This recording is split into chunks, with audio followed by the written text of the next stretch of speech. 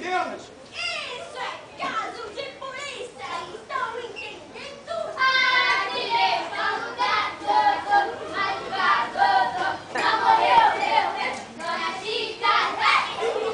Esses palhaços! Esses palhaços! Eu não tô fazendo nada, você não vê?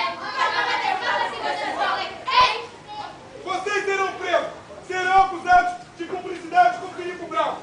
Faremos um rigoroso interrogatório na jefatura! Quero todos vestidos que nem gente! Por favor, senhor detetive, não me tire a roupa, todos me conhecem.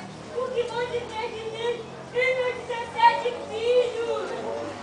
Não, senhor detetive, eu não posso, porque eu sou amiga da mulher. Tenho um amigo que morreu numa guerra do Paraguai. Eu sou todo mudo e aleijado, primo de Mussolini.